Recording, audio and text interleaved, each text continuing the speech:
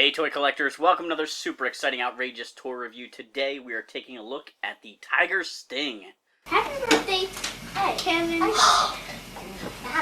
From what? Kevin, if you want to read the grocery list, you can open the wrapping paper. Hey! I got more for you. Kevin. I have a tiger force. I know tiger force. Yeah, what? Tiger force. No, Kevin, you already got and I even got the back of it. And I even got a tiger force man. What is it? Tiger Force what? Tiger force. Kev. Tiger Force Sting. Oh, that's nice, Kev. That's from Mike. It What looks did like it say? Kevin, points on the back of it. No, there's a pointer. Kevin. I love that the kids are so excited about Tiger Force. Nobody even says GI Joe. They're just like Tiger Force, Tiger Force, Tiger Force, Tiger Force. Tiger force. I know Tiger force. Yeah, what? Tiger force. The Tiger Sting was part of Tiger Force, a line of vehicles and figures that were repaints. The interesting thing about the Tiger Sting is it's an amalgamation of two similar vehicles. It uses the body of the Vamp, the green original Jeep from 1982, as well as the hood, doors, and missile launcher from the reissued, an updated version known as the Vamp Mark II. Kevin, that looks like, well, when I had last year, it isn't. They did color vehicles too. Yeah, just like Green Force. Yeah, they just like spray them. Get those captured Cobra vehicles repainted and re-armed. They're part of Tiger Force now. Jeeps are a pretty classic military vehicle, along with tanks, probably. So it was a good idea for Hasbro to keep a Jeep kind of out there, sort of evergreen.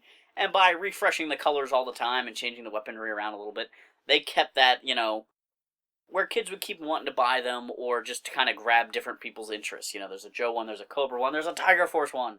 It's interesting that the Tiger Sting is made up of parts from the Vamp and Vamp 2, but yet its name, Tiger Sting, makes you think of the Stinger Jeep, which was a Cobra vehicle, and many vehicles in Tiger Force were repainted Cobra vehicles. The commercial for Tiger Force even mentions them repainting and repurposing Cobra vehicles, so why didn't they use the Stinger Jeep?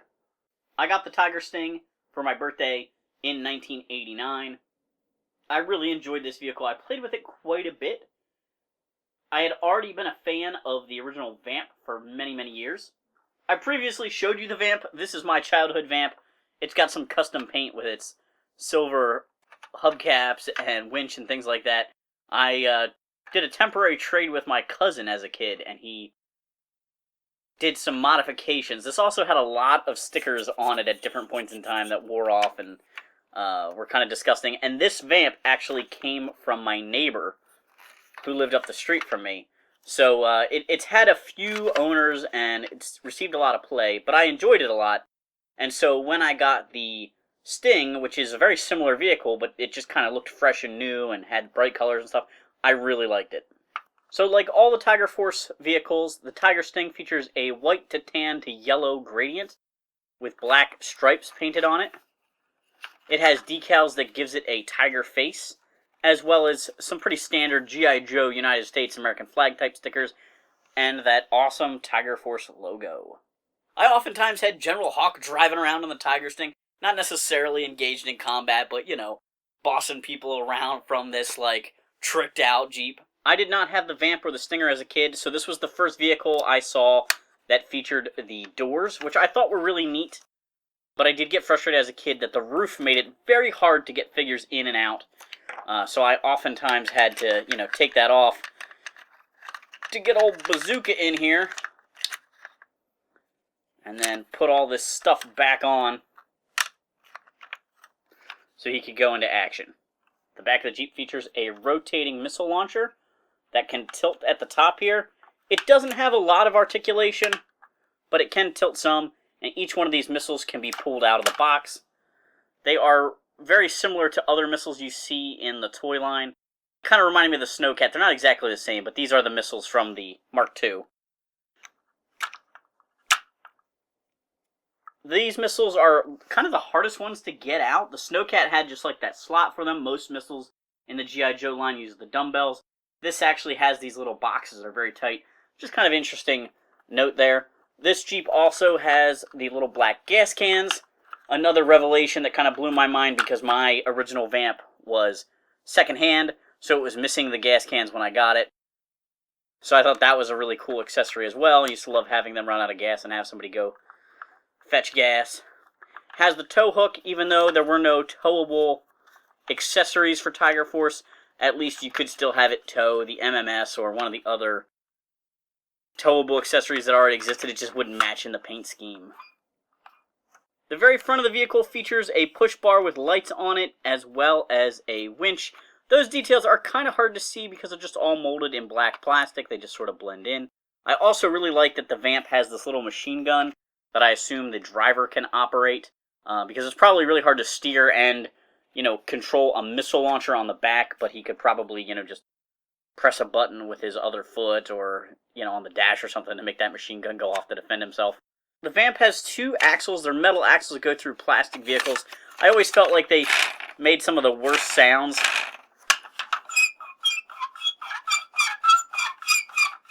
That squeak is the worst. The Tiger Sting was the first Tiger Force vehicle I had as a kid. Later on, I would get the Tiger Force version of the Devilfish. But Bazooka was the only Tiger Force figure I had as a kid. I had some friends who had Tiger Force Roadblock or Tiger Force Flint. I really liked the paint scheme of those guys. Some of them I liked more than others. It was the only time I really got to see some of those early figures, some of the ones that got repainted. I was much more familiar with the 86 Roadblock than the Tiger Force sculpt, from the earlier release. Just like Tripwire, and some of those guys seem so scrawny. But Bazooka, being a 85 figure, I was familiar with him, I just didn't have him. And I even reference it in the home video clip where I say, I have a Tiger Force man. I even got a Tiger Force man. Was Tiger Force a cheap way for Hasbro to release some figures and vehicles and not have to pay for molds? Absolutely. Did they look cool? I sure think the vehicles did, because the vehicles had a consistent color scheme. If this was a figure review, I would get into the fact that I do have kind of a problem with the fact that the Tiger Force Joes don't really match up with each other. I do have a problem with that. I do kind of enjoy the fact that the Tiger Sting is a unique vehicle, even though it's reusing parts, kind of the way Sky Striker, the pilot from the Tiger Rat, is a unique figure made up of reused parts. I just think shows a little effort on Hasbro's part, which I think is kind of neat. Again, I do think this would have made more sense as the Stinger Jeep, just so it fit with the Tiger Paw, aka the Ferret, and the Tiger Rat, aka the Rattler. Oh, and the Tiger Shark, which was really the Water Moccasin. That would have made sense for it to be all Cobra vehicles. Getting a complete Tiger Sting in good condition on the secondary market can be challenging. This vehicle has removable hatch, removable doors, removable gas cans, removable missiles.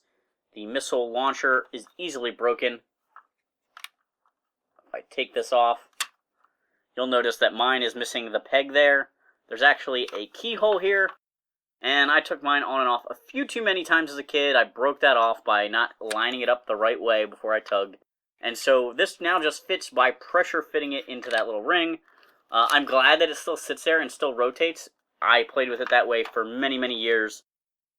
So unfortunately mine's not perfect, but it's got some battle damage, This was my toy as a kid. I played with this thing, and it survived some battles. The other item that's easily lost is the steering wheel. It's a little hard to see here, but there is a little tiny steering wheel in there plugged into the dashboard. Those are easily lost on all the Vamp vehicles and Stingers. It's a little tiny thing that just pegs in there onto the dashboard. I'm gonna lose it now, all these years later. Oh man. Kind of amazing I didn't lose that as a kid, but I don't think I really knew that it came out. So I just left it alone. Even though I had a Vamp in my collection, I was very happy to have the Sting. It felt different with the missile launcher instead of the guns on the back. I loved the added accessories. And even though it's very unrealistic for battle, it just looks cool in those tiger colors. I was obsessed with real-world airplanes that had the shark faces on them. So a whole line of vehicles with tiger faces I just thought was amazing. I love how I'm super annoyed with the kid at the end when he's talking about the flag points. I know there's a 10-pointer. Kevin, points on the back of it. Yeah, no, there's a 10-pointer. This is the final video for this year featuring home video footage of my birthday to celebrate my birthday month here on SEO Toy Review. Thanks so much for watching. Make sure to like, subscribe, check out the other videos if you like what I'm doing here. I really appreciate it.